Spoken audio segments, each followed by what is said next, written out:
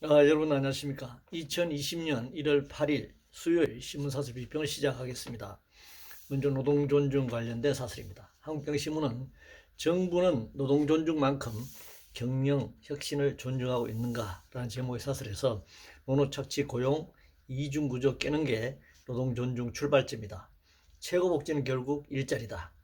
기업 성악설 편견 없애고 규제 혁파해 혁신 물고 튀어야 40대 일자리 지향을 해결할 수 있다 이렇게 주장했습니다. 문재인 대통령은 2020년에도 노동 존중을 이어가겠다고 했습니다.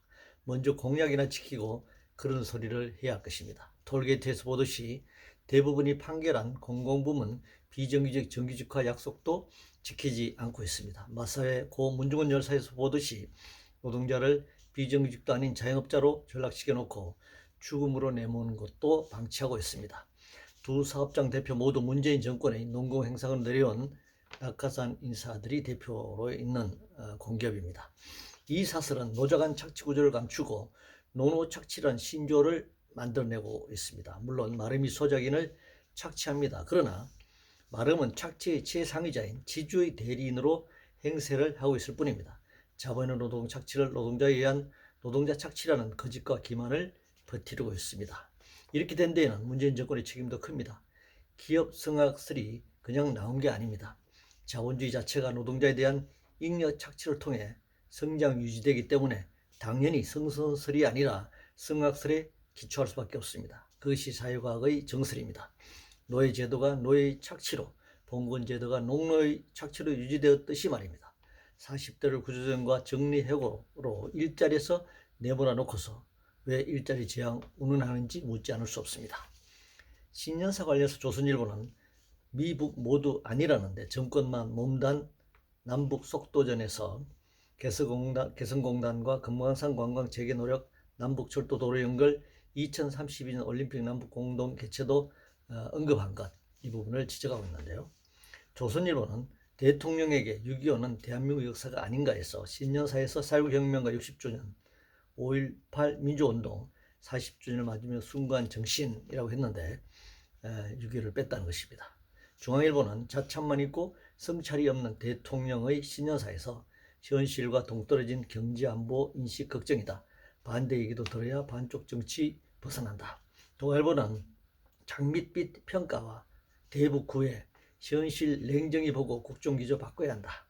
매일경제신문은 문 대통령 확실한 변화, 경제 살리기가 관건이다. 문화일보는 문, 핵 놔두고 북 지원에 미 반박, 선거용 반미 걱정된다. 이렇게 지적했습니다.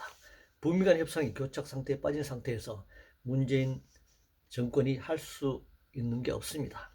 개성공단과 금강산 관광조차 미국의 대북 제재에서 벗어나지 못하면서 남북이 교류할 수 있는 게 없는 것이죠. 그저 한미동맹을 충실히 따르는 것인데 이 경우 남북관계는 정상화될 수 없습니다. 경제 문제의 경우 분배 기초를 다지하는데 대책 없는 성장에만 역시 매달려 있습니다. 청와대 참모 관련해서 동아일보는 청출신 70명 총선행 청와대 국회 만들 셈인가라고 비판했는데요. 진정한 참모진이 아니라 출세주의자들의 집합체가 되고 말았습니다. 보수통합 관련해서 동아일보는 보수통합 못하면 정권 독주 못 막아, 시간 얼마 남지 않았다 이렇게 주장했는데요. 그건 권력을 되찾기 위한 묻지마 통합이 될 것입니다. 보수의 가치부터 정립하는 게 우선으로 보입니다.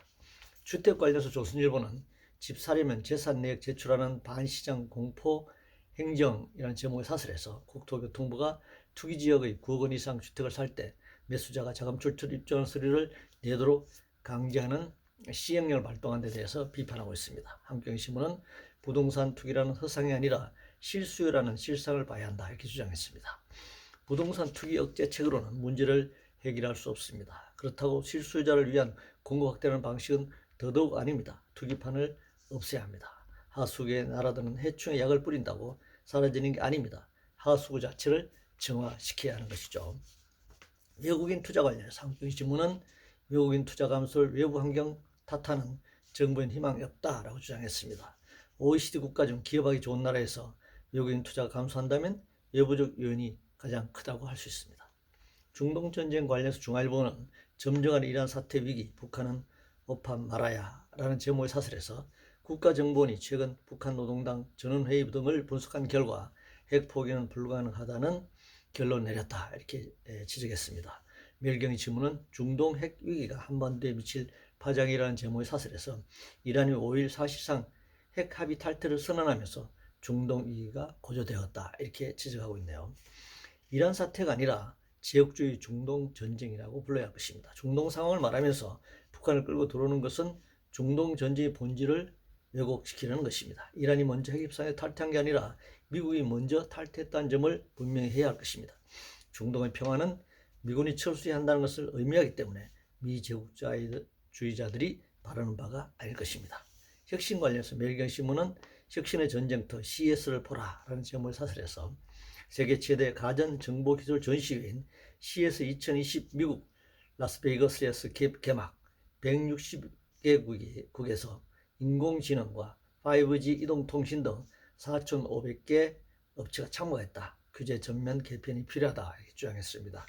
문화일보는 토요타는 본국서, 현대차는 미국서 혁신 나서게 된 현실이라는 제목의 사설에서 토요타는 후지산 아래 175에이커 약 21만 4,200평의 부지에 2021년 실험용 미래도시를 착공한다. 이렇게 소개를 했는데요.